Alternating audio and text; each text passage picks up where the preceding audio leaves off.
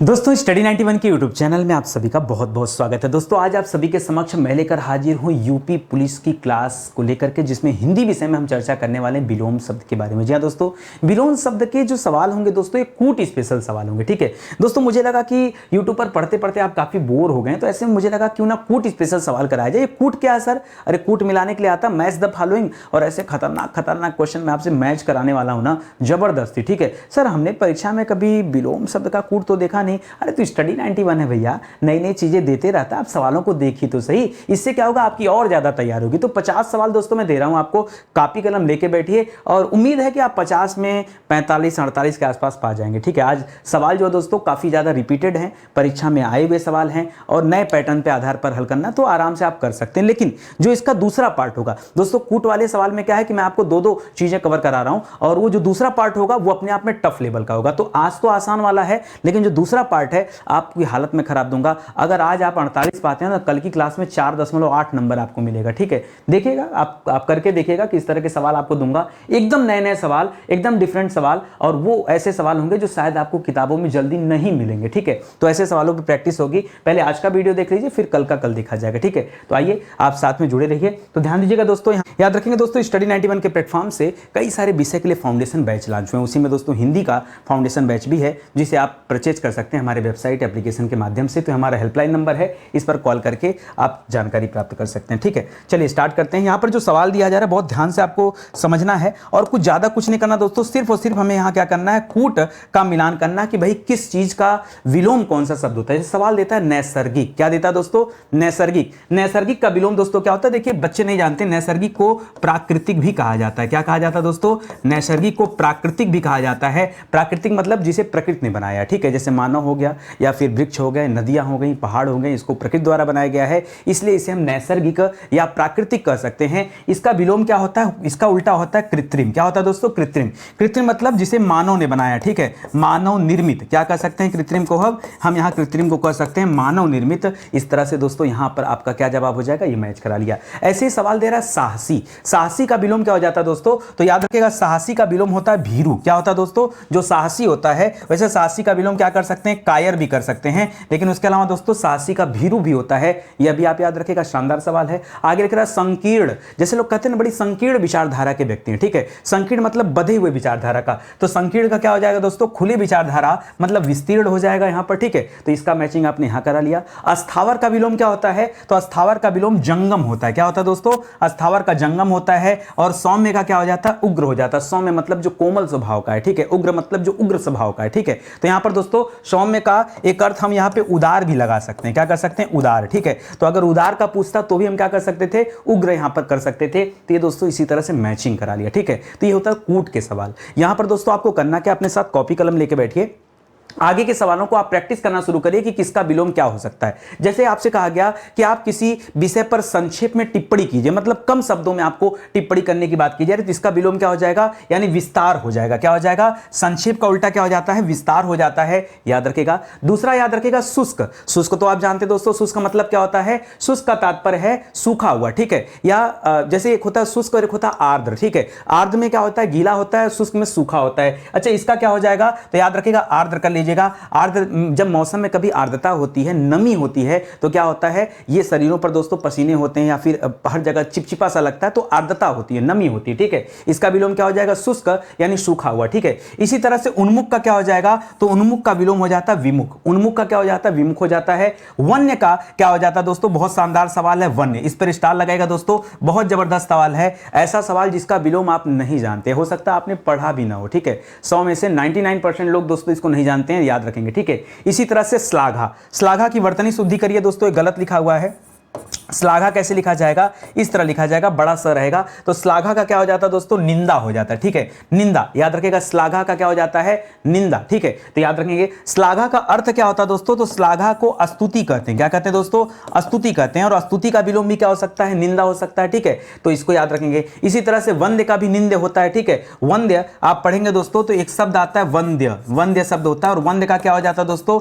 निंद्य होता है। क्या होता है? निंद्य होता है। तो इसको भी याद रखेंगे। ठीक है, तो ये आप आपका मैचिंग हो गया, ठीक है। इसी तरह से आगे बढ़ते चलिए और फटाफट आप मैच कराते चलिए, ठीक है। शासक, शासक का विलोम क्या हो जाएगा? तो शासक एक ऐसा व्यक्ति जो किसी के ऊपर शासन करता है उसे शासक कहते हैं। जैसे राजा महाराजा हो गया तो इसका विलोम हो जाता है शासित। क्या हो जाता है दोस्तों? इसका विलोम हो जाता है शासित। इसी तरह से विनीत, विनीत मतलब विनीत स्वभाव का जो व्यक्ति होता है ना, बड़ा उदार स्वभाव का होता है, ठीक है, बड़े सौम्य स्वभाव का व्यक्ति होता है। और विनीत का क्या हो जाता है? एक शब्द आता है उद्धत। क्या होता है? उद्धत, ठीक है। या फिर उद्धत की जगह उद्दंड भी कर सकते हैं दोस्तों, तो विनीत का उद्दंड भी कर लिया। अद्यतन का क्या हो जाता है दोस्तों? अद्यतन मतलब आज तक का हो गया और पुरातन मतलब पुराना हो गया, ठीक है। तो आज नया हो गया, अद्यतन का मतलब नया हो गया, पुरातन का मतलब पुराना हो गया। संकल्प का क्या हो जाएगा दोस्तों? संकल्प का विलोम हो जाता है विकल्प। क्या हो जाता है? संकल्प का विकल्प हो जाता है। प्राची का प्रतीचि हो जाता है, प्राची का प्रतीचि हो जाता है। इस तरह से बन गया। एक पीछे और अब चीजों को दिखा दे रहा हूं, सुनिए। जैसे सिंपल सा विलोम है दोस्तों कि नया का अपोजिट क्या होता है? पुराना होता है, ठीक है।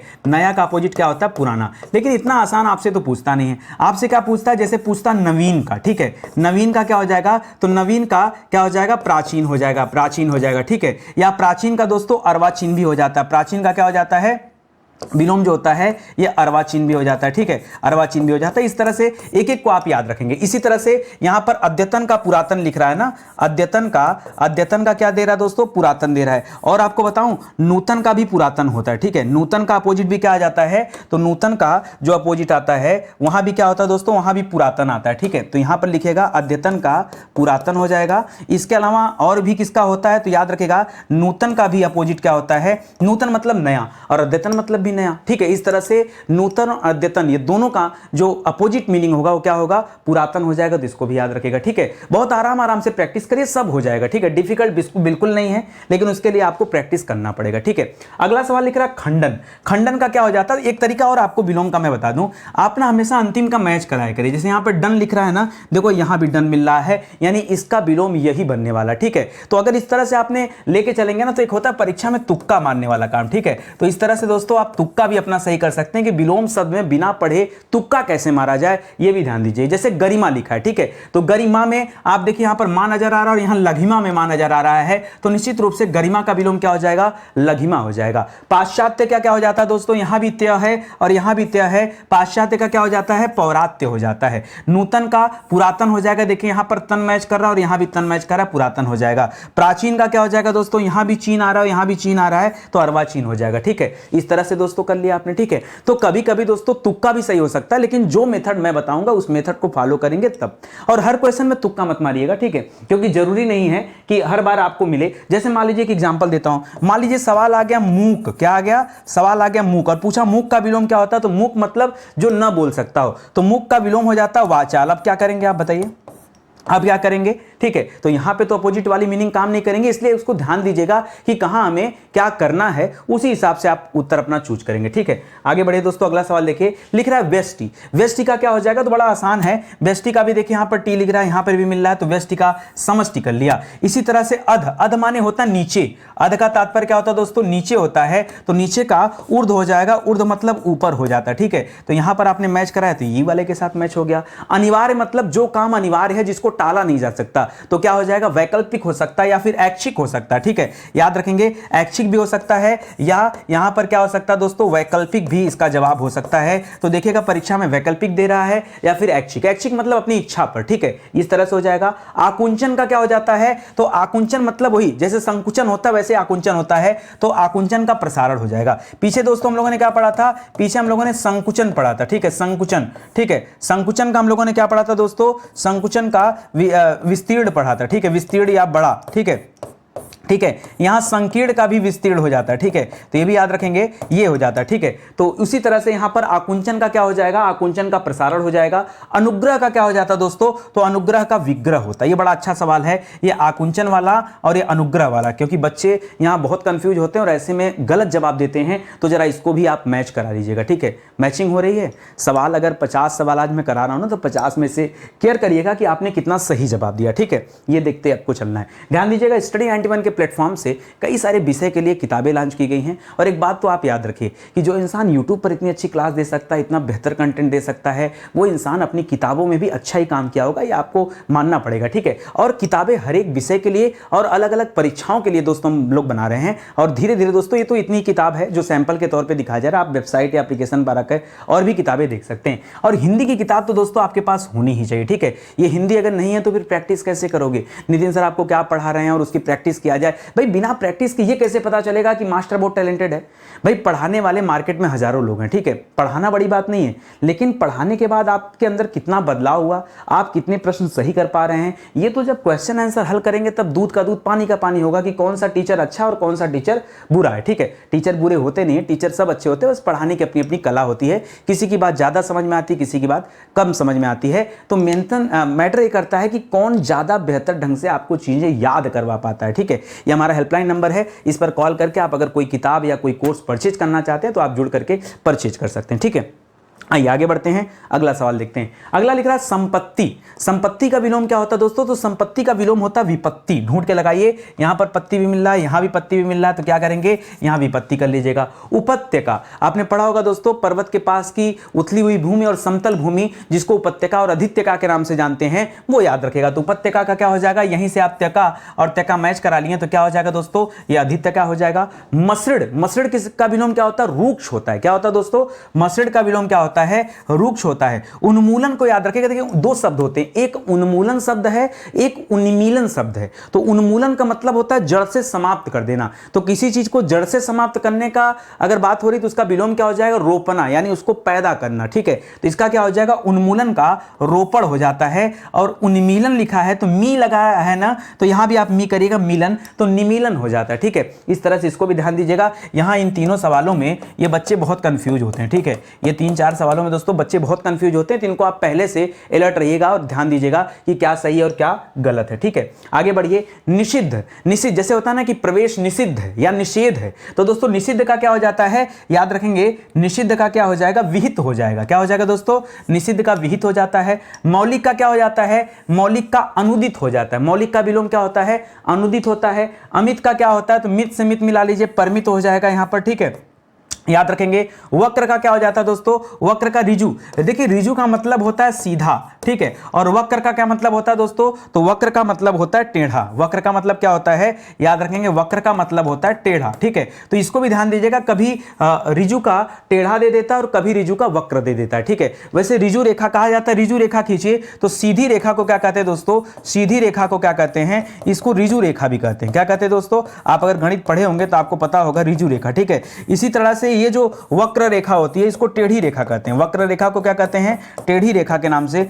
जाना जाता है। तो ये सवाल भी आपको दिमाग में याद रखना है, ठीक है। अगला है नश्वर। नश्वर मतलब जो कभी नष्ट न हो, ठीक है, नश्वर है, ठीक है। उसी तरह से नश्वर का क्या हो जाता है दोस्तों, चिरंतन हो जाता है। क्या हो जाता है, चिरंतन हो जाता है। तो इसको भी याद रखेंगे। यहां पर आपको वक्र याद रखने की जरूरत है, नश्वर याद रखने की जरूरत है और मौलिक याद रखने की जरूरत है, क्योंकि ये वो सवाल है जहां पे आपको कंफ्यूजन होता है और हो सकता है मे बी कि आपसे परीक्षा में गलत जवाब दे दिया जाए, ठीक है। इसको याद कर लीजिए। आज का जो कूट है ना वो कल के कूट से बिल्कुल अलग है।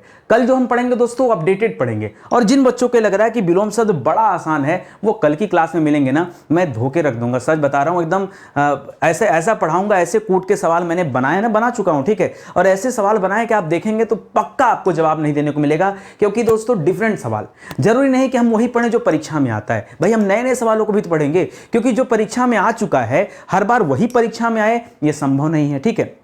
इसलिए क्या करेंगे हम लोग, नए सवालों की भी प्रैक्टिस करेंगे। तो कल का जो हमारा सवाल होगा दोस्तों कूट का, ठीक है, वो क्या होगा, थोड़ा सा ज्यादा अपडेटेड होगा। इसलिए मैं क्या कर रहा हूं, कूट श्रृंखला में हर एक चैप्टर पर 2 वीडियो बना रहा हूं, एक सिंपल वीडियो और एक टफ वाला वीडियो, ठीक है, हर एक चैप्टर पर, ठीक है। चलिए आगे बढ़ते हैं। विभावना, विभावना का क्या हो जाएगा दोस्तों, तो विभावना का हो जाता है, हाँ देखिए विभावना बहुत बढ़िया। अलंकार पढ़ेंगे, विभावना अलंकार याद रखेगा, विशेषोक्ति होता है। इसका अपोजिट क्या होता है, विशेषोक्ति। अच्छे अच्छे बच्चे नहीं बता पाएंगे, विश्वास कीजिए, आप अलग से नोट करके ले जाइए और अपने मित्र से पूछिए कि भाई बताओ विभावना का विलोम क्या होता है, वो आपको विशेषोक्ति पक्का नहीं बता पाएगा। आप ट्राई तो करो, ले जाके आपको समझ में आएगा, ठीक है। वय मनुष्य का क्या हो जाता है दोस्तों, तो मनुष्य से देख के हमने यहां पे कर लिया 100 मनुष्य, ये तो आसान था। जटिल, जटिल का क्या हो जाएगा दोस्तों, तो जटिल का सरल हो जाता है। जटिल का विलोम क्या होता है, सरल। अभी हमने पढ़ा दोस्तों कि सरल का एक और विलोम होता है, क्या होता दोस्तों, सरल रेखा की बात किया था, तो सरल का विलोम क्या हो जाता है दोस्तों, वक्र भी होता है, ये हमने पढ़ा था, ठीक है। तो लेकिन यहां पर जटिल दे रहा है तो इसको भी याद रखेंगे, या कुटिल का भी विलोम यही होता है, सरल, ठीक है।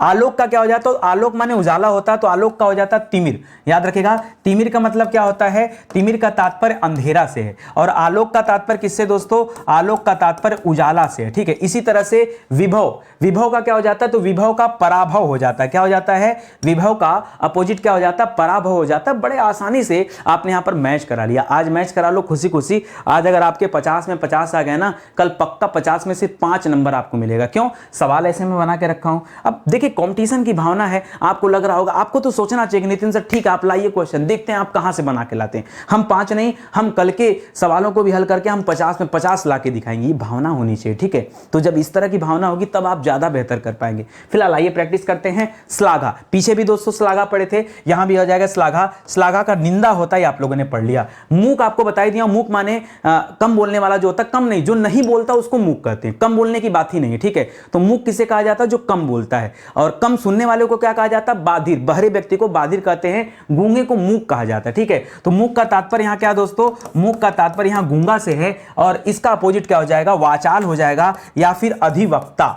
अधिवक्ता जो होते हैं ना, जो ज्यादा बोलते हैं, अधिवक्ता भी कहते हैं उन्हें, या ज्यादा बोलने वाले को वाचाल भी कहा जाता है, ठीक है। धृष्ट का क्या हो जाएगा, तो धृष्ट जो होता है इसका विलोम हो जाता है विनम्र, ठीक है। इसी तरह से आगे देखिए, आकर्षण का क्या हो जाता है, विकर्षण हो जाएगा, और उपेक्षा का क्या हो जाएगा, अपेक्षा। जब आप किसी से अपेक्षा करते हैं, उसके विपरीत उपेक्षा, यानी आप की अपेक्षा को कोई समाप्त कर दे तो उपेक्षा करता है सामने वाला व्यक्ति, ठीक है। तो याद रखेगा, अपेक्षा का विलोम उपेक्षा होता है, इसको ध्यान रखेंगे। तो यहां पर मैचिंग हो गया, बड़े आराम से मैच करा लीजिए, ठीक है। आगे बढ़िए, आगे बढ़ने से पहले आज के 50 सवाल समाप्त हो गए, और सच बताएं तो समय का पता भी नहीं चला।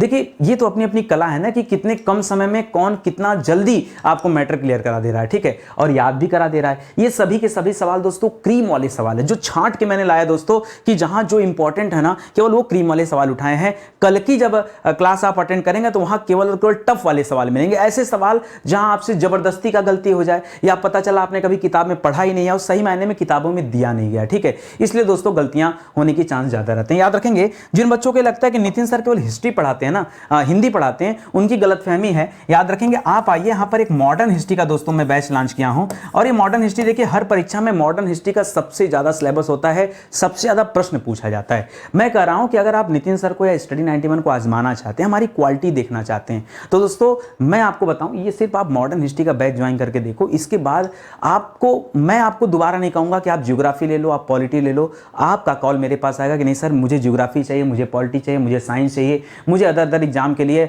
या अदर विषय हमें चाहिए। ये आप कहोगे। क्यों? इस क्लास को पढ़ने के बाद जो संतुष्टि आपको मिलने वाली है ना, वो अद्भुत मिलने वाली। सबसे पहली बात, जो रेट है ना, आप रेट में मत जाइए। वन टाइम कर रहा हूं दोस्तों, आप रेट के ऊपर मत जाइए, आप सिर्फ क्वालिटी के ऊपर जाइए कि एक इंसान कितनी बेहतर से बेहतर क्वालिटी दे सकता है। इस बैच को पढ़ने के बाद ना आप ये नहीं कहोगे कि नितिन सर आपने कहीं से थोड़ा भी चूक किया, ठीक है। तो आप मेरे कहने पर लेके देखिए, बहुत शानदार सा बैच है। ये हमारा हेल्पलाइन नंबर है, कोई दिक्कत हो रहा है तो आप कॉल करके संपर्क कर सकते हैं और आपको बैच दे दिया जाएगा। और ऊपर से दोस्तों 1 साल की वैलिडिटी मिल रही है। यहाँ पर वैलिडिटी कितनी है दोस्तों? तो पूरे 1 ईयर की वैलिडिटी मिल रही है, मतलब मस्त होकर आप तैयारी कर सकते हैं, कहीं कुछ रुकने वाला नहीं। मैं तो कह रहा हूं कि दोस्तों जल्दी जल्दी विषय को कंप्लीट कीजिए और आगे का जो फाउंडेशन बैच है उसे ज्वाइन करिए, क्योंकि अगर आप चाहते कम समय में विषय को कवर करना और फिर भारत का कोई भी एग्जाम जाके दीजिए, ठीक है। छोटे से छोटा एग्जाम और बड़े से बड़ा एग्जाम आपका क्रैक हो जाएगा अगर आपके पास ये वीडियो सोल्यूशन है या फिर आपके पास ये फाउंडेशन बैच है। मौका दीजिए, जुड़िए, बस इतना ही कहना चाहूंगा। तो चलिए आज का सेशन यहीं पे समाप्त होता है। उम्मीद करता हूं अच्छा लगा होगा, आपको